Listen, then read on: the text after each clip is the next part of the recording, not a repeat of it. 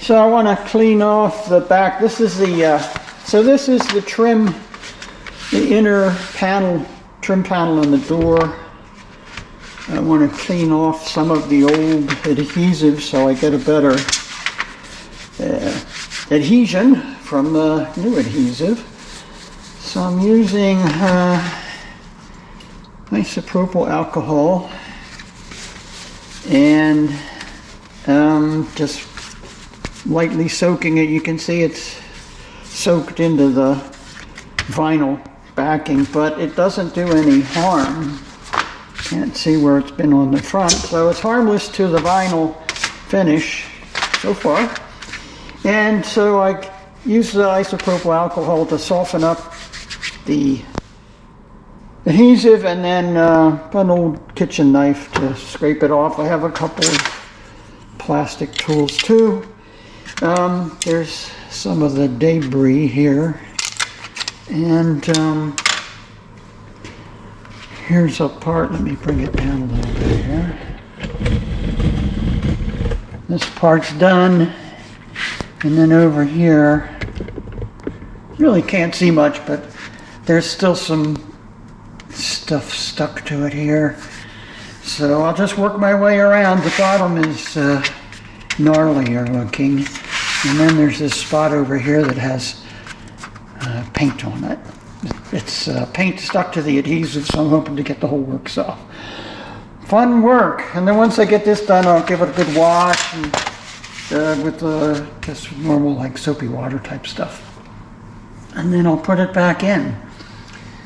I did some test fitting, and for the backing behind this, I had this stuff. It's a closed cell foam that has an adhesive backing. I used it for, if any of you have a 996 or 997 era Porsche, you know what the foam coming out of the vents is. There's some of the HVAC, the doors inside the HVAC unit have a foam cover on them, and over time it dries out.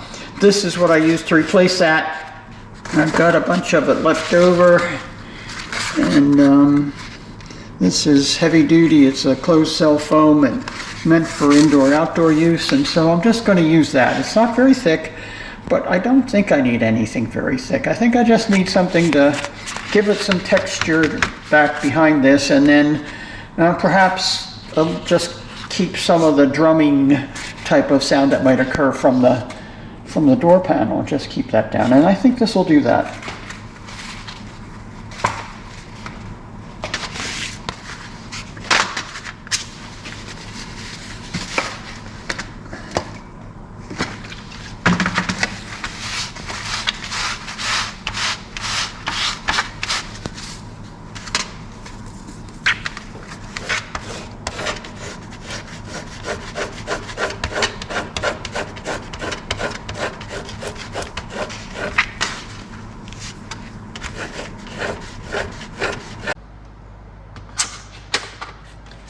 Interestingly, this isopropyl alcohol seems to take some of the paint off of the vinyl. I'm not going to get crazy with this, but just around some of the corners where it might be exposed, it'd be nice to clean that off. It's nice that it's doing that.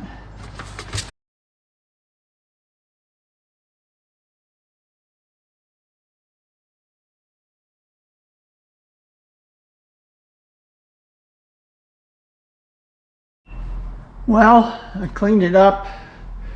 It's not perfect. I mean, you can't fix stuff like that.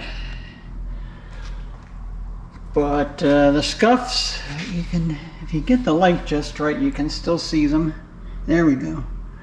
But they're a lot lighter than they were. Used more of the alcohol, which you could see discolor. You could see the black coming off on the cloth, so I figured it must have some effect, and it did. It faded them. Then I was able to use a vinyl sort of rejuvenator product to get the black, because the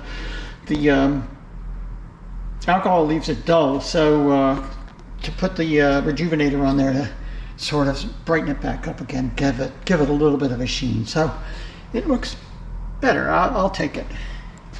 And then I used a light polish on that. And the funny thing is, these a little tough to see. There's cross hatches all over it, and they're actually an indentation that goes down into the material. So once I polished it, I had all this, it basically made a little black plus signs out of all of those. So I had to wash it after I polished it. It's kind of strange to get the polish out of all those little indentations. Anyway, the net effect is decent. It's definitely good old. And I'll have now to do the other one. Okay, this is the driver's side. It's been able to cure for a little while. It's well adhered. There's a little bit of looseness hidden in the center. I don't care. It's not going to be unattractive. It doesn't feel bad. It doesn't look sloppy. In fact, if it was on a Porsche 911, they'd call it draped leather. So I need to polish this edge here. There's a little bit of chrome, especially up there. Yikes. And then we can reassemble this one. It's good to go. Pretty. And let's see, how are we doing in here? Oh, I polished the chrome around the edge so I could, it's as good as it's going to get. But I tried to use the Dremel, which made a big mess up the window. I don't know if you can see that or not. Let's see. Yeah, you can see that stripe there. It just flung polish everywhere. It was pretty gnarly. But I put the pipe insulation in there, closed cell foam. I actually added a second layer, so there's two thicknesses of that stuff there. There's my glue and clamp solution, and a bunch of just pieces of rigid whatever I could find and some clamps, and just to glue down the edge of the vinyl on this passenger side door panel. So that's been sitting all night. That's ready to go. I'll take that apart and we'll get the inner piece stuck on, and this will be ready to go in to hold it in place. Right, we'll do that right now.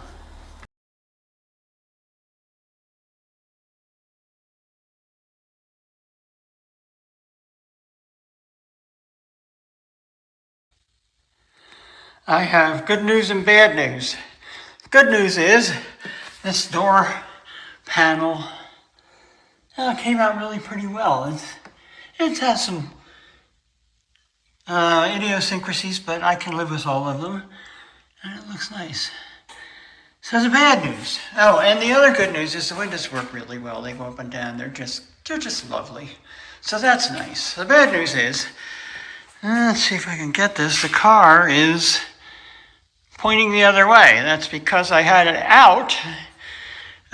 We had a local British car club had a meeting today, and yesterday I took the car out to just make sure everything was good. It had been sitting for a while, so just make sure it was all good and ready to go, and it croaked on me out on the road. So it got towed back. That's AAA is a wonderful thing, and it's here now.